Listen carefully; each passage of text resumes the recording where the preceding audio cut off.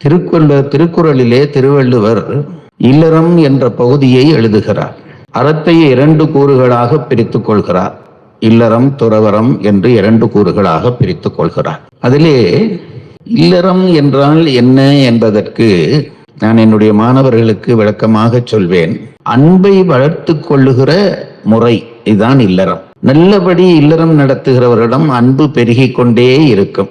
அது பல அதிகாரங்களை வைத்துக் கொண்டு போகிற திருவள்ளுவர் அந்த இல்லறத்தினுடைய நிறைவிலே 2 அதிகாரங்கள் அமைக்கிறார். நிறைவதிகாரம் வேறு, அதற்கு முன்பாக நிறைவிலே 2 அதிகாரங்கள் வைக்கிறார். அந்த அதிகாரங்களுக்கு என்ன பெயர் என்றால், ஒன்று ஈகை, அடுத்தது ஒப்புரவு.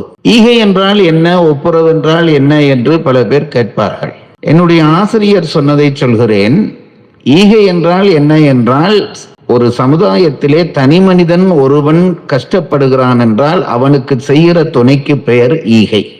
ஒரு பிச்சைக்காரன் வருந்தி கேட்கிறான் என்றால் அவனுக்கு ஏதாவது கொடுத்தால் அதற்கு பெயர் ஈகை.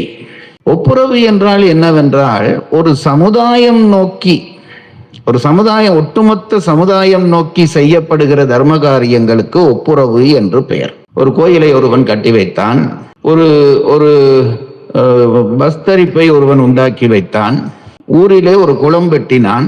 இப்படி ஒட்டுமொத்த ஊர் மக்களுக்கும் பயன் செய்யக்கூடிய தர்ம காரியங்களை செய்கிறவர்களை ஒப்புரவாளர்கள் என்று சொல்வார். அதற்கு ஒரு அதிகாரம் படைக்கிறார். இந்த ஈகை ஒப்புரவு அதிகாரத்துக்கு அடுத்ததாக இல்லறவியலிலே கடைசி அதிகாரம் புகழ்.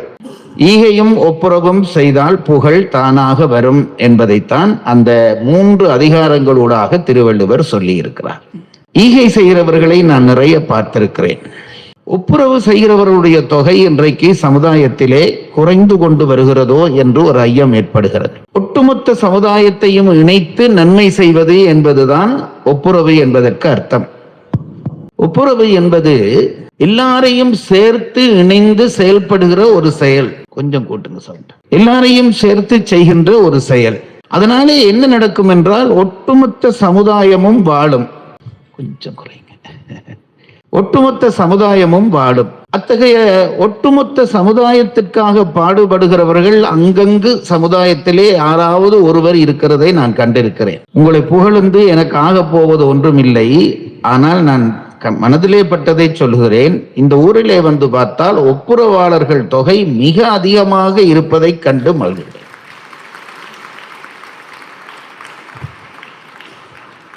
பாரதி சொன்னான், பொருள் உள்ளவர் பொற்குவை தாரீர், அது அற்றவர் காசுகள் தாரீர், அதுவும் மற்றவர் வாய்ச்சொல் அருளீர் என்றான். இத்தகைய நல்ல காரியங்களுக்கு ஊர் மக்கள் அத்தனை பேரும் கை கொடுக்க வேண்டும். இதை சொல்ல வேண்டியது என்னுடைய கடமை. என்னை பேச கூப்பிட்டிருக்கிறார்கள் என்பதற்காக இதை நான் சொல்லவில்லை. கூப்பிடுவார்கள் என்றும் நான் சொல்லவில்லை. கூப்பிட வேண்டும் என்று நான் எதிர்பார்க்கவும் இல்லை. ஏன் சொல்கிறேன் என்றால், இப்படி ஒரு சமூகம் அமைவது கஷ்டம். அந்த சமூகத்திலே ஒப்புரவாளர்கள் முயற்சி செய்கிற பொழுது எல்லா மக்களும் அதற்கு தங்களாலான துணை செய்து ஆக வேண்டும். எப்படி துணை செய்வதென்றதைத்தான் பாரதி சொன்னான். பொருள் உள்ளவர் பொற்குவை தாரீர், அள்ளி கொடு, அது அற்றவர் காசுகள் தாரீர், உன்னால முடிஞ்சதை கொடு. அதுவும் இல்லையா, வாய்ச்சொல் அருளீர் என்றார். வாயாலே 4 வார்த்தை சொல்லு. ஐயா, நீங்கள் செய்கிற இந்த சபா வேலை ஒரு பெரிய வேலை. இப்போதைக்கு எங்களாலே ஒன்றும் தர முடியவில்லை. ஆனால் இன்றைக்கோ நான் உங்களுக்கு நாங்களும் உதவி செய்வோம், துணை செய்வோம், இந்த காரியத்தை கைவிட்டு விடாதீர்கள் என்று ஒரு வார்த்தை சொன்னீர்களே, ஆனால் அந்த வார்த்தை இப்படி பல நல்ல காரியங்களை செய்வதற்கு அவர்களை தூண்டும். அந்த காரியத்தை நீங்கள் செய்ய வேண்டும். பொருளுள்ளவர் பொற்குவைதாரீர் என்றால், நானும் இப்படி ஒரு அமைப்பை உருவாக்கி நடத்தியவன் என்ற அனுபவத்திலே சொல்லுகிறேன். 43 வருடங்கள் யாழ்ப்பாணத்திலே நான் இந்த கம்பன் கழகத்தை நடத்துகிறேன். ஆரம்பத்திலே எனக்கு ரொம்ப கசப்பான அனுபவங்கள் பல நிகழ்ந்திருக்கின்றன.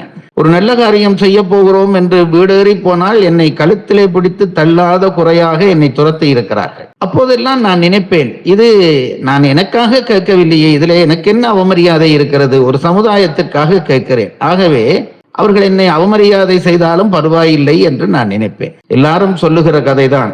அன்னை தெரசா அவர்கள் ஒரு வர்த்தகனிடம் போய் தன்னுடைய அனாதை குழந்தைகளுக்கு உதவி செய்ய என்று கேட்டாராம். அவனுக்கு இந்த அம்மையாரை பிடிக்கவில்லை. அவன் பேசாமல் இருந்தான். இந்த அம்மையார் மீண்டும் அந்த கொப்பியை நீட்டி, உன்னாலே முடிந்ததை தர வேண்டும் என்று கேட்டானாம்.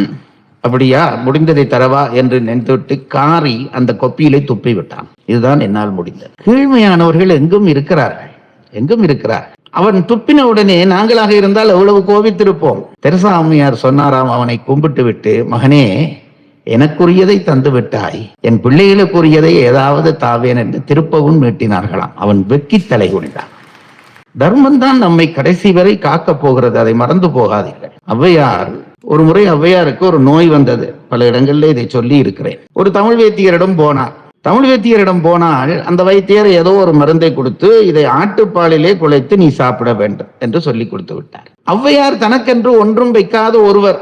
உயர்ந்த அறிவாளிகள் எப்பொழுதும் அப்படித்தான் இருக்க வேண்டும், இருப்பார்கள். அதனால்தான் அந்தணர்களை பற்றி சொல்கிற பொழுது, அடுத்த நேர உணவுக்கென்று ஒரு பிடி அரிசி சேமித்து வைக்கிறவன் அந்தணன் ஆகான் என்று நீதி நூல்கள் எழுதின. அடுத்த நேர உணவுக்கென்று ஒரு பிடி அரிசியை சேமித்து வைத்தால் அவன் அந்தணன் ஆகான் என்று நீதி நூல்கள் எழுதியிருக்கின்றன. இந்த ஔவையாரும் அப்படித்தான். அந்தணன் என்றார் அந்தத்தை அனாவுகிறவன், அறிவினுடைய முடிவு தேடுகிறவன். ஔவையாரும் அப்படிப்பட்ட ஒரு பெண்மணிதான். அவரிடம் ஒன்றும் இல்லை. பாலிலே மருந்து சாப்பிடு என்ற உடனே ஔவையாருக்கு எல்லாரும் நண்பர்கள். நீங்க எல்லாம் என்னில் அன்பு காட்டுவது போலதான். ஔவையார் நேராக ஒரு சேர மன்னன் அவருக்கு நட்பாக இருந்தான். அந்த சேர மன்னனிடம் ஔவையார் போனார்.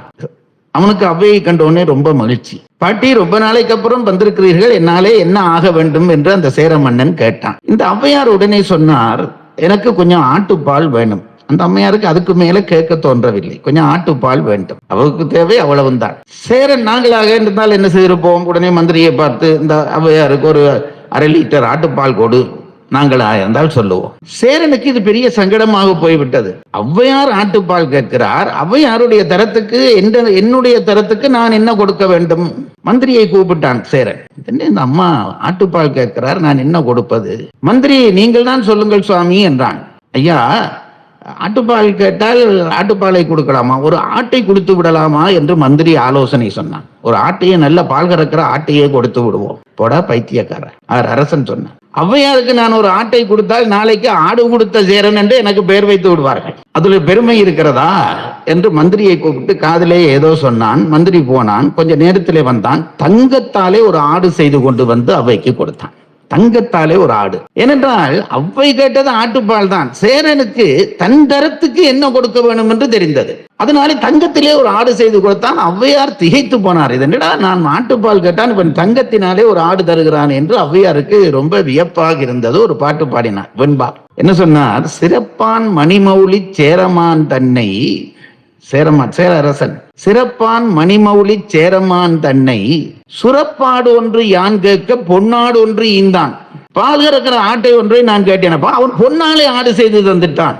சுரப்பாடு ஒன்று யான் கேட்க பொன்னாடு ஒன்று ஈந்தான் என்று சொல்லிவிட்டு ஔவையார் அதுக்கு பிறகு ஒரு தர்மம் சொன்னார். இறப்பார் என்பரினும் கொள்வர். எப்ப கை நீட்டி ஒரு வீட்டுக்கு எனக்கு கொடுங்கோ என்று போய்விட்டேனோ, நீ 5 ரூபா தந்தால் என்ன, 2 ரூபா தந்தால் என்ன, நான் வாங்கத்தான் வேண்டும். அதுதான் என்னுடைய தர்மம். நான் எங்களுடைய கழகத்துக்கு நிதி சேகரிக்கிற பொழுது இப்போ கொஞ்சம் நிறையவே கொடுப்பார்கள், கூப்பிட்டே தருகிறார்கள். என்னோடு வருகிற இளைஞர்கள், ஒருத்தன் 50,000 ரூபாய் தருவான், ஒருவன் 25,000 ரூபாய் தருவான், ஒருவன் 10,000 ரூபாய் தருவான். சில பேர் கூப்பிட்டு ஒரு 100 ரூபாய் தருவான். தந்தால் என்னோடு வருகிற அந்த இளைஞர்களுக்கு அது கொஞ்சம் கசப்பா இருக்கும். என்ன ஒரு 100 ரூபாய் தர்றார், அவ்வளவு அமைச்செல்லாம் 1000 தர்றான், நீங்க இவர் 100 ரூபாய் தர்றார் என்று என்னிடம் அவரை ஒரு சலிப்பாக பார்ப்பார்கள். நான் அவர்களை எச்சரிப்பேன். அந்த 10,000 ரூபாய் தந்தவனும் இந்த 100 ரூபாய் தந்தவனும் எங்களை பொறுத்தளவிலே ஒரு ஆள் தான், மறந்து போகாதீர்கள். ஏனென்றால் இந்த நல்ல காரியத்துக்கு தர வேணும் என்று நினைக்கிறான். அவன் தன் தரத்துக்கு தந்தான், இவன் தன் தரத்துக்கு தந்தான், எல்லாம் ஒன்றுதான். அப்படித்தான் நாங்கள் நினைக்க வேண்டும். ஔவையார் சொன்னார், வேண்டும் என்று கேட்டு போய்விட்டால் யார் என்ன தருகிறார்களோ அதை வாங்க வேண்டியதுதான். இறப்பார் என்பரினும் கொள்வர். சொல்லிவிட்டு ஒரு அடி அடித்தார். அந்த கடைசி வரி, வெண்பா கடைசி வரி ஔவையாருடைய ஒரு 6 அடிக்கிற மாதிரி அடிப்பார். அந்த அம்மா அதை சொல்லிச்சு, இறப்பார் என்பரினும் கொள்வர், கொடுப்பார் தாமறிவார் தம் கொடையின் சீர். நீ ஒருத்தன் ஒரு தர்ம காரியம் சேர்ந்த சபாவுக்கு இப்படி ஒரு நிகழ்ச்சி நடத்த போகிறேன் என்று வருகிறார் என்று வையுங்கள். நீங்க 100 ரூபாய் கொடுத்தாலும் சேரம் வாங்குவார், 1000 கொடுத்தா வாங்கினாலும் வாங்குவார், அது வேறு விஷயம். கொடுக்கிற உனக்கு தெரிய வேண்டும், உன்னுடைய தகுதிக்கு என்ன கொடுக்கலாம் என்று உனக்கு தெரிய வேண்டும். இதை ஔவையார் சொல்லுகிறார். இறப்பார் என்பரென்னும் கொள்வார், கொடுப்பார் தாமறிவார் தம்கொடையின் சீர் என்று சொன்னாரே, அந்த ஔவை பாடலை நினைவூட்டுகிறேன். உங்களுக்கு முடிந்த தரத்தை அதை வாங்குகிறவர் தீர்மானிக்க வேண்டாம், நீங்கள் தீர்மானித்து கொடுத்து இத்தகைய நல்ல காரியங்களை இந்த மண்ணிலே விளைவிங்கள் என்று உங்கள் பாதங்கள் தொட்டு கேட்டுக்கொள்கிறேன். நேற்றைய தினம் இங்கே ருத்ராபிஷேகம், ருத்ர ஜெபம் எல்லாம் நடந்தது. இதனுடைய மகிமையை தெரிந்து செய்கிறார்களா, தெரியாமல் செய்கிறார்களா, பழக்கத்திலே செய்கிறாரா என்று எனக்கு தெரியவில்லை. இந்த விஷயம் நம்முடைய இயற்கையை சுத்தப்படுத்திவிடும். இந்த மந்திரங்களும் இந்த ஹோமமும் நம்முடைய இயற்கையை சுத்தப்படுத்திவிடும். பிறக்க போகிற பிள்ளைகள் எல்லாம் இந்த சமுதாயத்திலே நல்ல பிள்ளைகளாக பிறப்பார்கள். ஆகவே அத்தகைய காரியங்களை தூண்டும்படியாக நீங்கள் எல்லோரும் நடந்து கொள்ள வேண்டும் என்று கேட்டுக்கொண்டு இன்றைய பாரத உரைக்குள்ளே நுழைகிறேன். சந்திர வம்சத்தினுடைய கதை சொல்லிக் கொண்டு வந்தேன். வைசாம்பாயனர் அந்த கதையை சொல்லுகிறார். பல சந்திர வம்சத்து அரசர்களுடைய வரலாறு நமக்கு பல பேருக்கு தெரியாது. நீண்ட நாட்களுக்கு முன்பு சொன்ன பாரதத்தை திருப்பி மீட்கிற ஒரு வாய்ப்பை உங்கள் சபை எனக்கு கொடுத்திருக்கிறது. இன்று பூராவும் நான் நினைத்து கொண்டிருந்தேன். காலையிலே ஊருக்கு போன உடனே பாரதத்தை எல்லாரும் விளங்கும்படியாக சுருக்கமாக எழுத வேண்டும் என்று ஒரு ஆசை வந்திருக்கிறது. நூலாக இருந்தால் எல்லாரும் படிப்பார்கள். ஏனென்றால் பாரத கதை நீண்ட கதை. அது மேருவில எழுதினது என்று சொன்ன சும்மாவா சொன்னார்கள்? அப்படி எழுதத்தக்க கதை தான். ஒரு பகுதியையாவது நாம் முழுமையாக கேட்டால் திருப்தி என்பதற்காகத்தான் இந்த சந்திர வம்சத்து அரசர்களுடைய கதையெல்லாம் சொன்னேன். பிறகு அந்த வம்சத்திலே வந்த சந்தனுவினுடைய கதை நேற்று முந்தினால் உங்களுக்கு சொன்னேன். பிரம்மதேவனுடைய சபையிலே நடந்த ஒரு சம்பவத்தினாலே பிரம்மதேவன் வர்ணனையும் கங்காதேவியையும் பூமியிலே போய் பிறக்கும்படியாக சபிக்கிறார். அந்த சாபத்தின்படி சந்திரவம்சத்து அரசனாக வர்ணதேவன் சந்தனு என்ற பெயரிலே வந்து இருக்கிறான். சாபமேற்று வருகிற கங்கை இலையிலே அட்டவசுக்களை சந்தித்து அவர்கள் சாபத்தையும் கேட்டறிந்து, உங்களை என் வயிற்றில் நான் பிள்ளைகளாக பெற்று வசிஷ்டருடைய சாபப்படி முதல் 7 பிள்ளைகளையும் உடனேயே ஆற்றிலே போட்டு உங்களை மறுபடி உங்கள் உலகத்திற்கு செல்லும்படி சேர்ப்பிப்பேன். இந்த சாபத்துக்கு காரணமான ஒரே ஒரு கடைசியானவனாகிய அந்த வசு இந்த பூமியிலே சில காலம் அல்ல பல காலம் வாழ்ந்து பிரம்மச்சாரி விரதம் பூண்டு வாழ்ந்து கடைசியிலே இந்த உலகத்தை விட்டு வந்து சேர்வான் என்று சொல்லி அந்த 8 பிள்ளைகளுக்கும் 8 வசுக்களுக்கும் வாக்கு கொடுக்கிறார். ஒரு நாள் சந்தனு கங்கை கரையிலே நடக்கிறான். அப்பொழுது கங்கையை காணுகிறான். திருமணம் செய்ய வேண்டும் என்று வேண்டுகிறான். நான் எது செய்தாலும் கேட்க மாட்டேன் என்று நீ உறுதியளித்தால் உன்னை நான் திருமணம் செய்வேன். அதை மீறி கேட்பாயானால் உன்னை விட்டு போய்விடுவேன் என்று சொல்லி அவனை திருமணம் செய்ய சம்மதித்து திருமணம் செய்கிறார்கள். பிள்ளைகள் பிறக்க தொடங்குகின்றன. முதல் பிள்ளை பிறக்கிறது. ஈவிரக்கம் இல்லாமல் இந்த கங்காதேவி பிறந்த பிள்ளையை கையிலே தூக்கி கொண்டு போய் ஆற்றிலே வீசி விடுகிறாள். அனைவரும் அதிர்ந்து போகிறார்கள். இது தொடர்ந்து நடக்கிறது. இரண்டாவது பிள்ளை, மூன்றாவது பிள்ளை என்று 7 பிள்ளை வரை அவள் கங்கையிலே பிறக்க தூக்கி போட்டு கொண்டு இருக்கிறாள். 8வது பிள்ளை பிறக்கிறது. அதையும் கொண்டு இவள் ஆற்றிலே வீசுவதற்கு போகிற பொழுது சந்தனு தடுத்தான். இந்த பிள்ளையை நீ ஆற்றிலே வீசாதே என்று தடுத்ததன் காரணமாக இனி உன்னோடு நான் வாழ மாட்டேன். இந்த பிள்ளையை கொண்டு போய் தக்கபடி அவளை வளர்த்தெடுத்து உன் கையிலே ஒப்படைப்பேன் என்று கங்கை கொண்டு போகிறாள். அந்த பிள்ளைக்கு தேவவிரதன் என்று பெயரிட்டு வளர்க்கிறாள். வசிஷ்டமா முனிவரிடம் வேதங்களை சொல்லிக் கொடுக்க சொல்கிறாள். பரசுராமரிடம் வில்வித்தை சொல்லிக் கொடுக்க சொல்கிறார். பிறகு ஒரு 16 வயது பூர்ணமாகிற பொழுது மீண்டும் ஒரு நாள் கொண்டு வந்து சந்தனுவிடம் அந்த பிள்ளையை ஒப்படைக்கிறார். சந்தனுவும் மகனும் சந்தோஷமாக வாழ்கிறார்கள். ஒரு நாள் யமுனை நதி கரையோரமாக சந்தனு போகிற பொழுது ஒரு திவ்ய வாசனை வருகிறது. இந்த வாசனை எங்கே வருகிறது என்று பார்த்தால் அங்கே இருந்த ஒரு பெண்ணிடம் இருந்து, செம்படவ பெண்ணிடம் இருந்து வருகிறது. அந்த பெண்ணினுடைய அழகிலே மயங்கி அவளை திருமணம் செய்ய நினைக்கிறான். அவளுடைய தந்தை நிபந்தனை விதிக்கிறான். என் மகள் வயிற்று பிள்ளைகளுக்கு நீ ஆட்சியை கொடுப்பாய் என்றால் அவளை உனக்கு கட்டித் தருகிறேன். சந்தனு அதற்கு உடன்பட முடியாமல் வருந்தி கொண்டிருக்கிற பொழுது அதை பார்த்த இந்த தேவவிரதன் தந்தை ஏதோ வருந்துகிறார் என்று தெரிந்து விசாரித்து உண்மையை அறிந்து கொண்டு அந்த செம்படவ தலைவனிடம் போய், நீ உன் மகளை என் தந்தைக்கு திருமணம் செய்து கொடு, நான் என்னுடைய ஆட்சியை நான் அவளுடைய பிள்ளைகளுக்கு விட்டுக் கொடுத்து விடுகிறேன், இது சத்தியம் என்கிறான். ஆட்சியை நீ விட்டுக் கொடுக்கிறேன் என்று சொல்கிற வார்த்தையை நான் நம்புகிறேன். ஆனால் ஐயனே, நீ திருமணம் செய்து உனக்கு குழந்தைகள் பிறந்தால் அந்த குழந்தைகள் இது எங்கள் உரித்தான ஆட்சி என்று போராடி என் பேர பிள்ளைகளை கொன்றுவிட மாட்டார்கள் என்பதற்கு என்ன நிச்சயம் என்று கேட்கிறான். உடனே தேவவிரதன், நீ அப்படி ஐயப்பட்டால் நான் உனக்கு மீண்டும் ஒரு சத்தியம் செய்கிறேன். இந்த பிறவியிலே நான் பிரம்மச்சாரி விரதத்தை கடைசி வரை கடைபிடிப்பேன். நான் ஒரு நாளும் திருமணம் செய்ய மாட்டேன் என்று சத்தியம் பண்ணி கொடுக்க தேவர்கள் எல்லாம் அவனை பீஷ்மா என்று வார்த்துகிறார்கள்.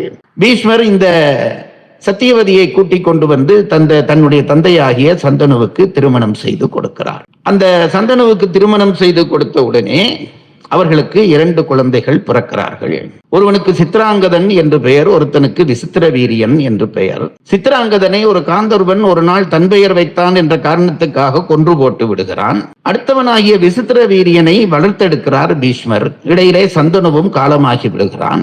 இந்த விசித்திர வீரியனுக்கு ஒரு நல்ல பெண்ணை திருமணம் செய்து வைக்க வேண்டும் என்று பீஷ்மர் நினைக்கிறார். காசி தேசத்து அரசனுடைய மகள்கள் 3 சுயம்பரம் நடப்பதை அறிந்து அங்கே போகிறார். அம்பை, அம்பிகை, அம்பாலிகை என்கின்ற அந்த 3 பெண்களையும் பல அரசர்கள் திருமணம் செய்ய வேண்டும் என்று ஆசையோடு வந்திருக்கிறார்கள். இந்த 3 மங்கையர்களும் கையிலே மாலையோடு வருகிற பொழுது பீஷ்மர் அவர்களை சிறைப்பிடித்து கொண்டு வருகிறார். அரசர்கள் எல்லாம் போராடுகிறார்கள். அவர்களை எல்லாம் மிக சுலபமாக வென்று விடுகிறார் பீஷ்மர். கடைசி வரை சாலவ தேசத்து மன்னன் சாலவன் என்பவன் போராடுகிறான். அவனும் தோற்று போய்விட இந்த 3 கொண்டு வந்து தன் தம்பியாகிய விசித்திர வீரியனுக்கு திருமணம் செய்விக்க ஆயத்தம் செய்கிறார். அப்பொழுது அவர்கள் அந்த 3 பெண்களிலே மூத்தவளாகிய அம்பை எழுந்து, எங்களுடைய உரிமை, எங்களுடைய உணர்வை பற்றி எந்த கவலையும் இல்லாமல் எங்களை நீங்கள் சிறைப்பிடித்து வந்து விட்டீர்கள். நான் உங்கள் தம்பியாகிய விசித்திர வீரியனை திருமணம் செய்ய மாட்டேன். ஏன் என்று கேட்கிறார் பீஷ்மர். நான் ஏற்கனவே ஒருவரை என் மனதிலே வரித்து விட்டேன் கணவனாக. அவன்தான் உங்களோடு கடைசி வரை நின்று போராடிய சாலவன். மனதிலே ஒருவனை வைத்துக் கொண்டு நான் வெளியிலே ஒருவனோடு சேர்ந்து வாழ முடியாது. ஆகவே உங்கள் தம்பியை திருமணம் செய்ய மாட்டேன் என்று துணிந்து சபையிலே எழும்பி சொல்கிறாள். அவளுடைய கூற்றை ஏற்று மதிப்பளிக்கிறார் பீஷ்மர். அப்படியானால் நீ சாலவனையே போய் திருமணம் செய் என்று ஒரு தேரிலேற்றி அனுப்பி வைக்கிறார். சாலமன், நீ எப்பொழுது பீஷ்மர் உன்னை சிறையெடுத்து சென்று விட்டாரோ, நான் அவரிடம் தோற்று போனேனோ, அதற்கு பிறகு உன்னை ஏற்றுக்கொள்கிற உரிமை எனக்கு இல்லை, ஏற்றுக்கொள்ள மாட்டேன் என்று மறுத்து விடுகிறான். திரும்பி வருகிறாள் அம்பை. வந்தவள் மீண்டும் விசித்திர வீரியனை நீ என்னை திருமணம் செய்தல் என்று கேட்க, நீ எப்பொழுது வேறொருவனை விரும்புகிறேன் என்று சொல்லிவிட்டாயோ அதற்கு பிறகு நான் உன்னை ஏற்றுக்கொள்ள முடியாது என்று அவனும் மறுத்து விடுகிறான். கடைசியிலே பீஷ்மர் காலிலே விழுந்து, உங்களால் தான் என் வாழ்வு சிதைந்தது, ஆகவே நீங்கள் தான் என்னை மனைவியாக ஏற்றுக்கொள்ள வேண்டும் என்று கேட்கிறாள். அவரும் சத்தியத்தை காரணம் காட்டி மறுத்துவிட தந்தையிடம் போய் தன்னுடைய துன்ப நிலையை சொல்லி கவலைப்படுகிறார். அவர் இந்த அம்பையாகிய பெண்ணுக்கு ஒரு ஆலோசனை சொல்லுகிறார். இந்த பீஷ்மருக்கு குருவானவர் பரசுராமர், நீ அவரிடம் போனால் அந்த பரசுராமர் வந்து உத்தரவிட்டார் என்றால் பீஷ்மர் பணிவார் என்று சொல்லி இவள் அந்த பரசுராமரிடம் போகிறாள். பரசுராமருடைய வரலாறு சொன்னேன் நேற்றைய தினம். பரசுராமர் சொல்லியும் பீஷ்மர் கேட்காமல் போராடுகிறார்கள். போராட்டத்திலே பரசுராமர் தோற்று விடுகிறார். இனி இந்த பீஷ்மரை தன்னால் ஒன்றும் செய்ய முடியாது என்று நினைத்த இந்த அம்பை முருகனை நோக்கி தவம் செய்கிறாள். முருகன் காட்சி கொடுத்து, உனக்கு என்ன வேண்டும் என்று கேட்க, இந்த பீஷ்மனை நான் கொல்ல வேண்டும், அதற்கு நீங்கள் எனக்கு அருள் செய்ய வேண்டும் என்கிறாள். ஒரு மாலையை கொடுத்து, இந்த மாலையை யார் போட்டுக்கொண்டு பீஷ்மனோடு சண்டை பிடிக்கிறார்களோ அவர்கள் பீஷ்மனை கொள்வார்கள் என்று மாலையை கொடுக்க, சந்தோஷத்தோடு அந்த மாலையை கொண்டு வந்து பல அரசர்களிடம் கொடுத்து, இந்த மாலையை போட்டுக்கொண்டு பீஷ்மனோடு போராடினீர்களானால் பீஷ்மரை வெல்லலாம் என்று சொல்ல, அந்த கருத்திலே இருக்கிற உண்மை பற்றி அறியாமல் அவர்கள் ஐயுற்று அந்த மாலையை வாங்க தயங்குகிறார்கள். கடைசியிலே தன் துருபதனுடைய நாட்டுக்கு போய் கேட்கிறாள். அவனும் மறுத்து விடுகிறான். மனம் நொந்து போனவளாகி அம்பை அந்த மாலையை துருபதனுடைய வீட்டு கோட்டை வாசலிலே கொழுவி விட்டு காட்டுக்குள்ளே போகிறாள். மீண்டும் சிவனை நோக்கி தவம் செய்கிறாள். இந்த பீஷ்மனை நான் கொல்ல வேண்டும் என்று காட்சி கொடுத்த சிவனிடம் கேட்கிறார். சிவபெருமான், இந்த பிறவியிலே அது உன்னால் ஆகாது, அடுத்த பிறவியிலே நீ பீஷ்மனை கொல்வாய் என்று வரம் கொடுக்கிறார்.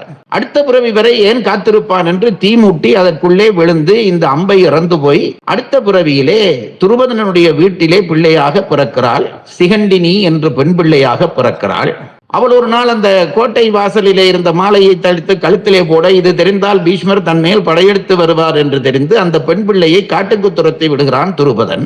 காட்டுக்கு வந்தவள் ஒரு முனிவருக்கு சேவகம் செய்து அவருடைய ஆலோசனைப்படி ஒரு காந்தர்வனுக்கு சேவகம் செய்து, அந்த காந்தர்வன் என் ஆண் வடிவத்தை உனக்கு தருகிறேன், பெண் வடிவத்தை எனக்கு கொடு என்று ஆண் வடிவத்தை அவளுக்கு கொடுக்க, அந்த ஆண் வடிவத்தை வாங்கி கொண்டு வந்து, அப்பா, இனிமேல் நான் சிகண்டினி இல்லை, சிகண்டி, பீஷ்மரை கொல்ல என்னால் முடியும், என்னை ஏற்றுக்கொள்ளுங்கள் என்று அந்த பாஞ்சால தேசத்து அரசன் துருபதனுடைய மகனாக சிகண்டி வளர்கிறாள். இந்த அளவும் நான் உங்களுக்கு சொன்ன கதை. இதற்கு பிறகு நான் பழையபடி விசித்திர வீரியனுடைய வரலாற்றுக்கு வருகிறேன். பீஷ்மர் மற்றைய 2 பெண்களையும் விசித்திர வீரியனுக்கு கல்யாணம் செய்து வைக்கிறார். நான் மீளவும் ஒன்றை சொல்ல வேண்டும். இந்த பாரத கதையிலே எது நீதி எது நீதி இல்லை என்பது பற்றி எல்லாம் தனிப்பட்ட ரீதியிலே ஆராய்ச்சி பண்ண முடியாது. இன்றைக்கு வரைக்கும் ராமாயணத்திலே 100 பட்டிமண்டபம் நடத்தி கொண்டிருக்கிறோம். அது சரியா, இது சரியா, வாலிபதை சரியா, கையை செய்தது சரியா என்று 100 பட்டிமன்றங்கள் நடத்த முடிகிறது. காரணம், ராமாயண காவியத்திலே ஏதோ ஒரு நூல் பிடித்தால் ஒரு நீதி நமக்கு கிடைக்கும். பாரதத்திலே அந்த கதையை அப்படியே படித்து விளங்க வேண்டியதுதான். இது சரி இது பிழை என்று சொல்லுகிற உரிமை யாருக்கும் வராது என்பது என்னுடைய அபிப்பிராயம்.